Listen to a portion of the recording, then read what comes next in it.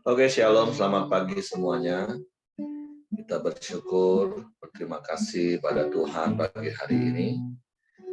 Kalau kita boleh bangun lagi dengan tubuh yang diberkati, dengan kekuatan kesehatan yang baru yang datang daripada Tuhan. Kita mau datang dengan hati yang bersyukur karena kemurahan Tuhan yang Tuhan nyatakan dalam hidup kita. Bapa, kami bersyukur, kami berterima kasih kepada-Mu pagi hari ini. Sungguh hanya karena kemurahan-Mu kami boleh hidup hari ini. Hanya karena kemurahan-Mu kami boleh ada sebagaimana kami ada pagi hari ini. Kami bersyukur kepada-Mu. Kemurahan-Mu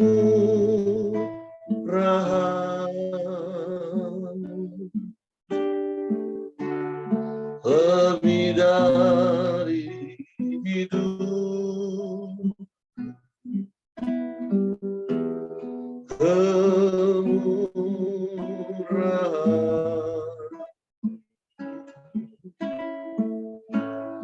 lebih dari hidup. Bahwa lidahku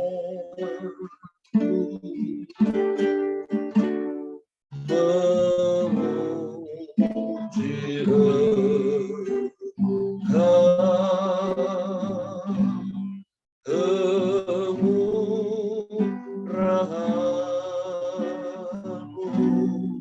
lebih dari hidup.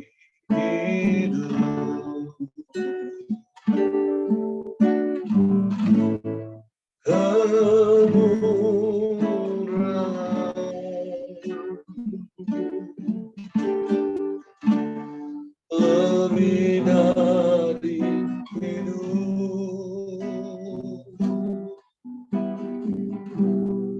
Kemurahan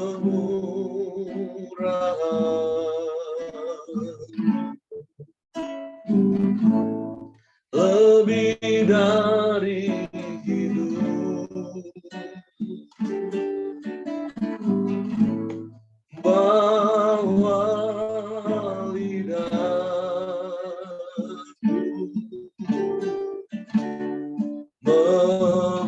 memuji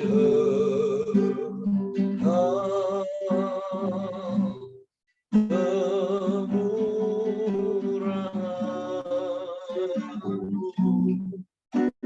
lebih dari hidup.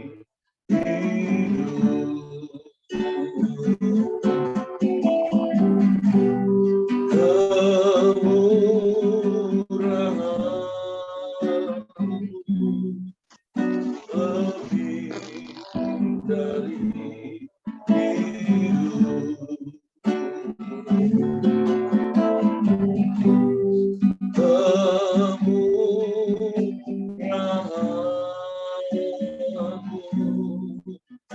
lebih dari hidup.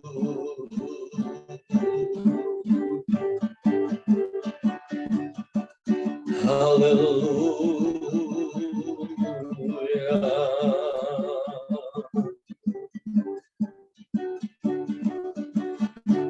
Kami bersyukur buat kemurahan-Mu. Kami bersyukur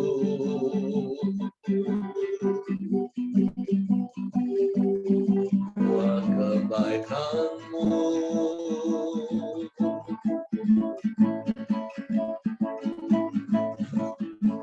Kami bersyukur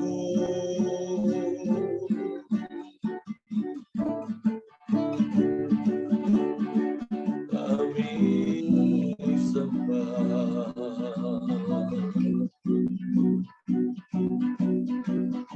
Kami sembah.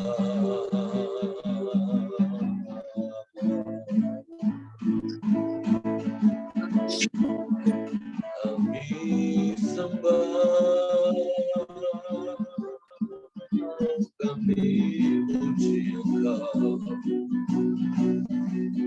sebab kemurahan-Mu Tuhan lebih dari hidup.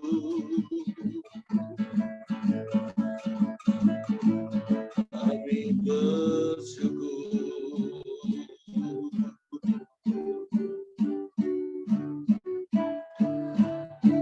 Haleluya.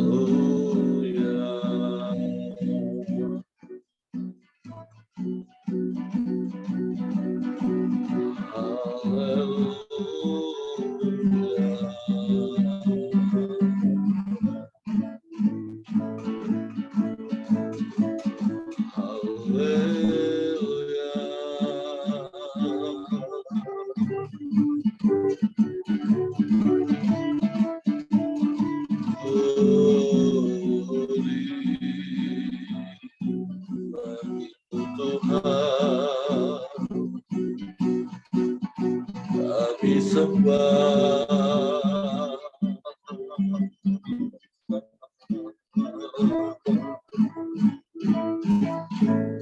kami puji,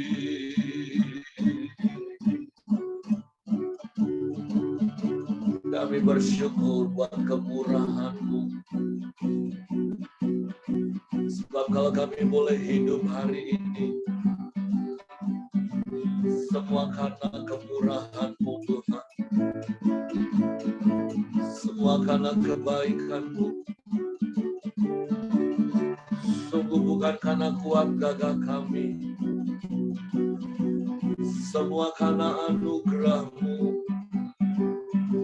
Kami bersyukur, kami bersyukur. Haleluya.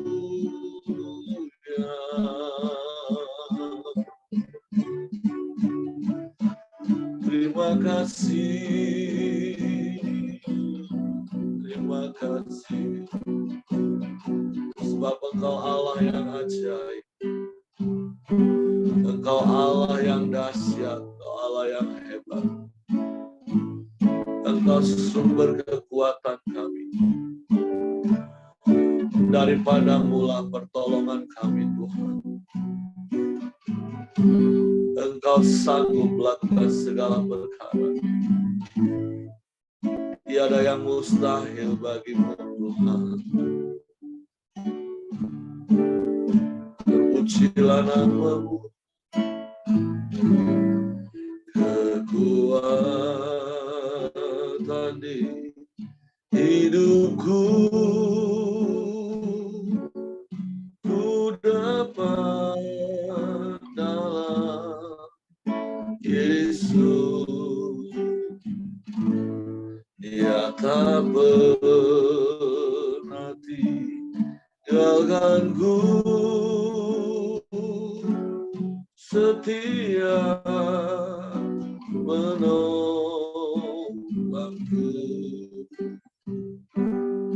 Berseru berharap dalam Yesus. Ajaib Kau Tuhan, penuh kuasa, sanggup pulihkan keadaanku. Dalam tangan-Mu seluruh hidupku tak akan goyah selamanya.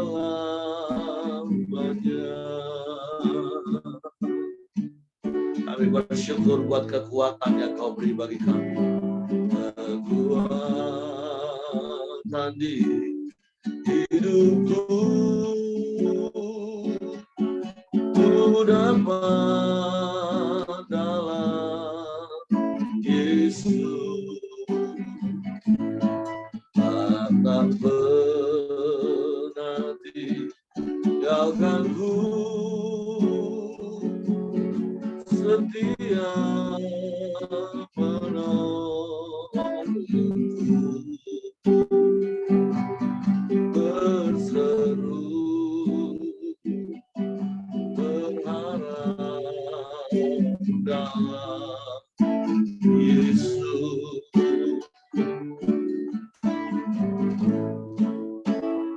Ajaib Kau Tuhan, penuh kuasa, sanggup pulihkan keadaanku.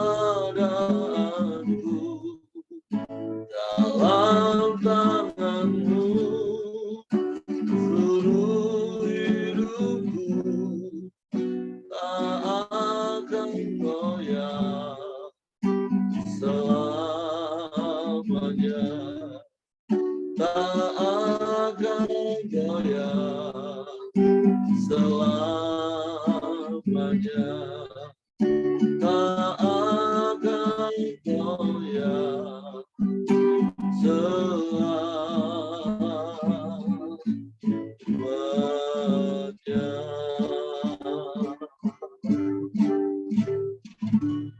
Sungguh kami takkan goyah sampai selamanya, karena Engkaulah sumber kekuatan yang berlimpah-limpah bagi kami. Sebab itu kami mau terus tinggal di dalam-Mu dan firman-Mu dalam kami. Sehingga semakin hari kami semakin kuat di dalam Engkau. Tidak tergoyahkan oleh apapun yang sedang terjadi di sekeliling kami. Dan firman-Mu lah sumber kekuatan bagi kami. Sumber segalanya bagi kami. Sebab itu pagi hari ini kami siapkan hati kami untuk firman. Roh Kudus, tolong kami untuk mengerti. Tolong kami untuk memahami firman. Sehingga kami percaya firman-Mu. Dan kami melakukannya dalam hidup. Dalam nama Yesus kami sambut firman-Mu pagi ini. Haleluya, haleluya, haleluya. Amin. Oke, Ibu Ros.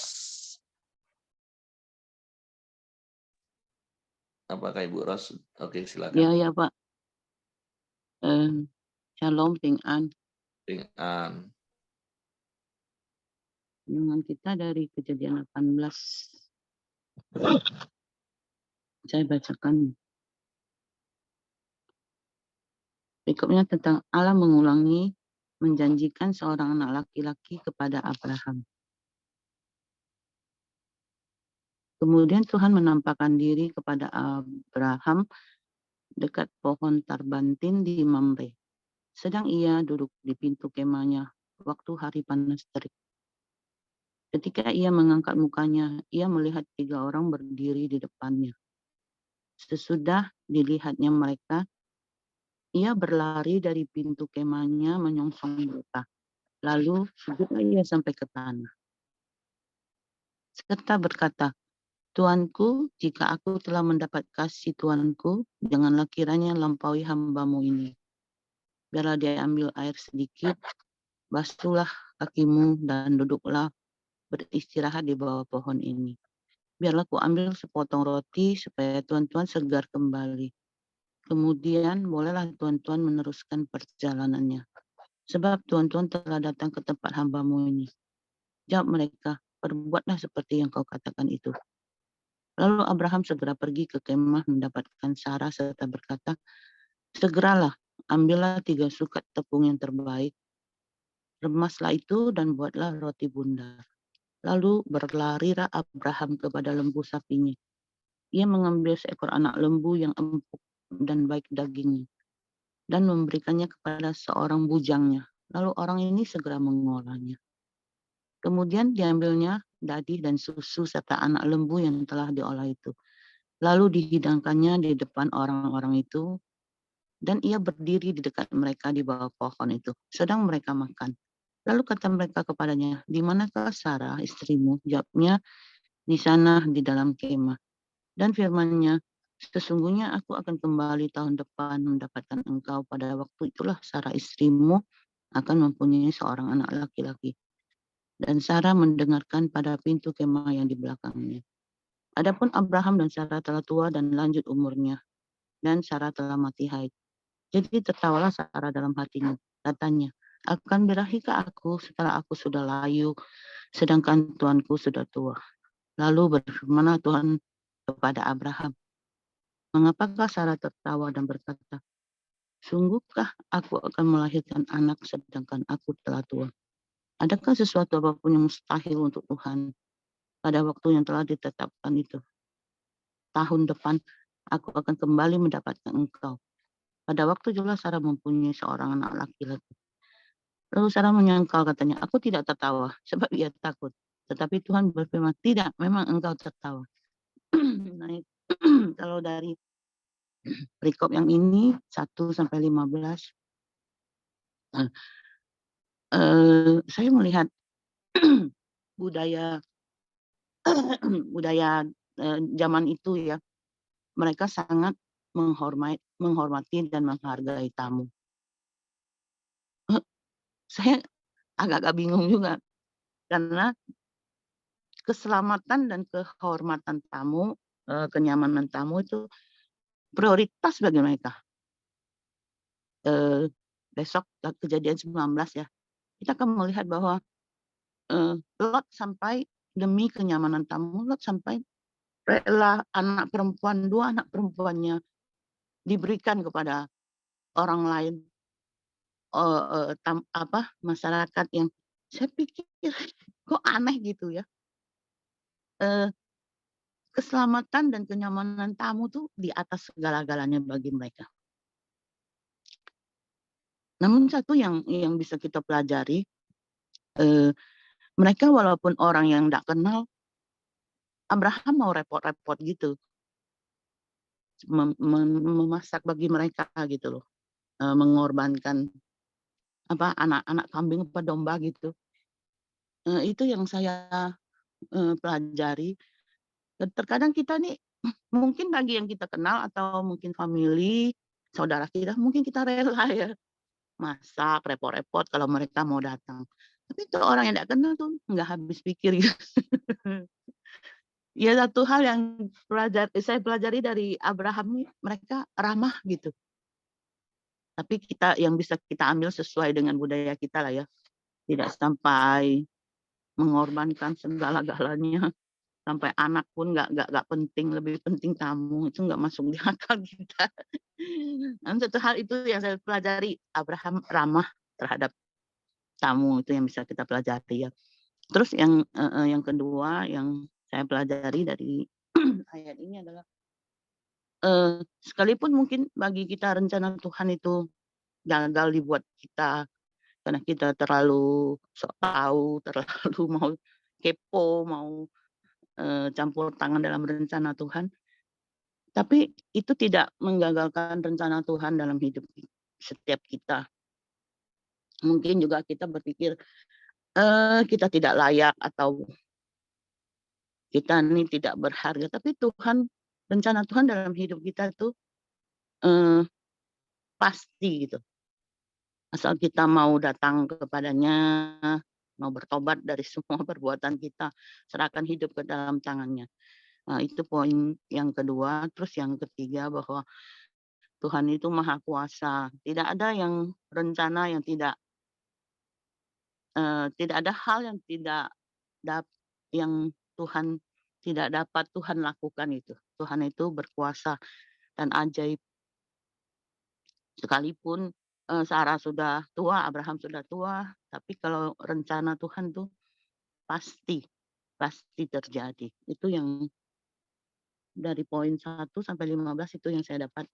Terus selanjutnya perikop doa syafaat Abraham untuk Sodom. Lalu berangkatlah orang-orang itu dari situ dan memandang ke arah Sodom. Dan Abraham berjalan bersama-sama dengan mereka untuk mengantarkan mereka. Berpikirlah Tuhan, apakah aku akan menyembunyikan kepada Abraham apa yang hendak kulakukan ini? Bukankah sesungguhnya Abraham akan menjadi bangsa yang besar serta berkuasa, dan oleh dia segala bangsa di atas bumi akan mendapat berkat. Sebab aku telah memilih dia supaya diperintahkannya kepada anak-anaknya dan kepada keturunannya supaya tetap hidup menurut jalan yang ditunjukkan Tuhan dengan melakukan kebenaran dan keadilan. Dan supaya Tuhan memenuhi kepada Abraham apa yang dijanjikan kepadanya. Sesudah itu berfirmanlah Tuhan, sesungguhnya banyak keluh kesah orang tentang Sodom dan Gomora. Dan sesungguhnya sangat berat dosanya. Baiklah aku turun untuk melihat apakah benar-benar mereka telah berkelakuan seperti keluh kesah orang yang telah sampai kepadaku atau tidak. Aku hendak mengetahuinya. Lalu berpalinglah orang-orang itu dari situ dan berjalan ke Sodom. Tetapi Abraham masih tetap berdiri di hadapan Tuhan. Abraham datang mendekat dan berkata, apakah engkau akan melenyapkan orang benar bersama-sama dengan orang fasik? Bagaimana sekiranya ada 50 orang benar dalam kota itu? Apakah engkau akan melenyapkan tempat itu dan tidakkah engkau mengampuninya? Karena ke-50 orang benar yang ada di dalamnya itu. Jauhlah kiranya daripadamu untuk berbuat demikian. Membunuh orang benar bersama-sama dengan orang fasik. Sehingga orang benar itu seolah-olah sama dengan orang fasik. Jauhlah kiranya demikian daripadamu. Masakan hakim segenap bumi tidak menghukum dengan adil. Tuhan berfirman, jika kudapati 50 orang benar dalam kota Sodom, aku akan mengampuni seluruh tempat itu karena mereka. Abraham menyahut, sesungguhnya aku telah memberanikan diri berkata kepada Tuhan, walaupun aku debu dan abu. Sekiranya kurang 5 orang dari ke-50 orang benar itu, apakah engkau akan memusnahkan seluruh kota itu karena yang 5 itu? Firman-Nya, aku tidak memusnahkannya jika kudapati 45 di sana. Lagi Abraham melanjutkan perkataannya kepadanya, sekiranya 40 didapati di sana, firman-Nya, aku tidak akan berbuat demikian karena yang 40 itu. Katanya, janganlah kiranya Tuhan murka kalau aku berkata sekali lagi. Sekiranya 30 didapati di sana, firman-Nya, aku tidak akan berbuat demikian jika aku dapati 30 di sana. Katanya, sesungguhnya aku telah memberanikan diri berkata kepada Tuhan. Sekiranya 20 didapati di sana, firman-Nya, aku tidak akan memusnahkannya karena yang 20 itu. Katanya, janganlah kiranya Tuhan murka kalau aku berkata lagi sekali ini saja. Sekiranya 10 didapati di sana. Firman-Nya, aku tidak akan memusnahkannya karena yang 10 itu. Lalu pergilah Tuhan setelah ia selesai berfirman kepada Abraham. Dan kembalilah Abraham ke tempat tinggal. Dari ayat 16 sampai 33 ini. Yang pertama yang saya dapat ya, kita harus berdoa syafaat bagi orang-orang yang kita kasihi, orang-orang yang kita kenal. Harus siapkan waktu untuk berdoa syafaat bagi mereka. Apalagi yang belum bertobat. Mungkin saudara kita, sekeliling kita lah, yang kita kenal. Kita harus sediakan waktu untuk berdoa syafaat bagi mereka. Itu yang saya dapat. Terus yang kedua, adakah kita ini sungguh-sungguh ada Tuhan di hati kita? Dan kita ada di hati Tuhan. Sehingga apa yang ingin Tuhan kerjakan, Tuhan beritahukan kepada kita. Apa yang ingin Tuhan, rencana Tuhan dalam kehidupan kita, kehidupan orang yang kita kenal, sehingga Tuhan tergerak untuk memberitahukan kepada kita. Sudahkah kita sampai di posisi seperti Abraham itu? Ada Tuhan di hati kita dan ada kita di hati Tuhan. Itu yang poin yang saya dapatkan dari sini. Doa syafaat Abraham untuk Sodom. Saya kembalikan sama Pak Heri, Pak. Pak Heri yang lanjutin dah. Jelasin lagi. Oke, terima kasih Bu Ros. Sudah sangat-sangat jelas apa yang Ibu Ros sampaikan kepada kita pagi hari ini. Tentu ada banyak hal yang kita bisa belajar dari kitab Kejadian pasal 18 ini. Tentu seperti yang Ibu Ros tadi katakan di perikop pertama, mari bersyukur karena punya Tuhan yang tidak pernah berubah dulu, sekarang, dan selama-lamanya. Janjinya tidak akan pernah berubah, walaupun terkadang kitanya yang berubah-ubah. Dan Tuhan yang kita sembah di dalam nama Yesus, Tuhan yang sama yang disembah Abraham, baginya tidak ada yang mustahil. Jadi pembelajarannya seperti beberapa hari ini, mari kita terus belajar dari sisi yang baik dari Abraham, yaitu percaya kepada Tuhan. Dan bukti kepercayaannya adalah bertindak mentaati firman Tuhan. Karena kita juga sudah belajar ketika Abraham mengandalkan logikanya dan mengambil keputusan, maka keputusan itu menjadi keputusan yang salah, fatal, dan berakibat sampai ke anak cucu bahkan sampai sekarang. Jadi mari belajar percaya kepada Tuhan dan mempercayakan hidup kita kepada Tuhan, karena sekali lagi sungguh Dia tidak pernah berubah, janjinya ya dan amin, dan tidak ada yang mustahil bagi Tuhan. Nah, yang perikop yang kedua, kita belajar bagaimana kalau di kitab Ibrani, Abraham itu disebut sahabat Allah. Terlepas dari lebih dan kurangnya, sama seperti kita manusia biasa, ada lebih, ada kurang. Tapi ketika kita beriman, percaya kepada Tuhan, kita menjadi sahabat Allah. Di dalam kitab Mazmur, firman Tuhan juga katakan, Tuhan akan memberitahukan perjanjiannya. Tuhan akan memberitahukan apa yang akan Dia lakukan dengan orang-orang yang bergaul karib dengannya. Dan saya percaya setiap kita adalah orang-orang yang bergaul karib dengan Allah.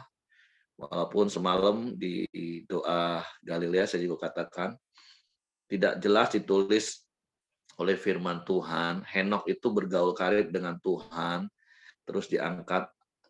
Tidak dijelasin bergaul karib itu seperti apa sih, apakah dari pagi, siang, petang, malam berdoa, nyembah Tuhan. Saya percaya nggak seperti itu.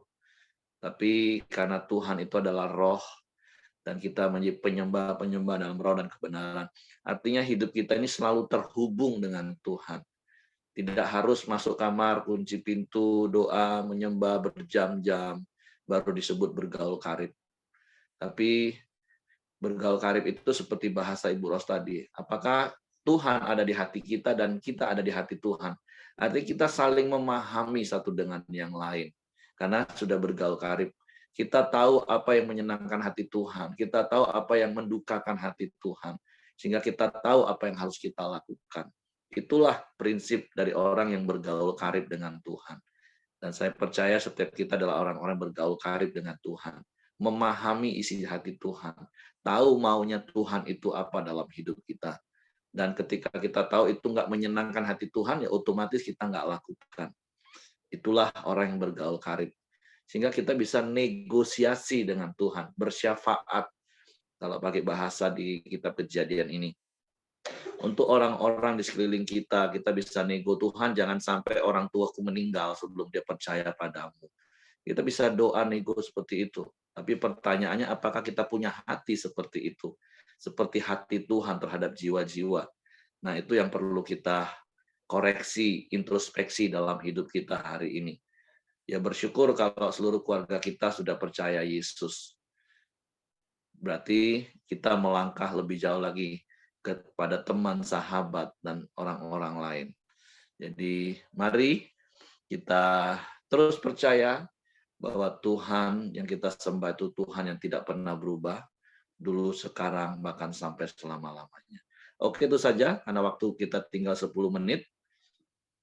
Tapi sekali lagi, mari renungkan lagi firman Tuhan, dan mari praktekkan firman Tuhan. Hidup bergaul karib dengan Tuhan. Memahami hati Tuhan, seperti Tuhan memahami hati kita. Oke, silakan Heng. Ya, mari kita masuk dalam doa. Silakan Jody, nanti ditutup oleh Ibu Ros.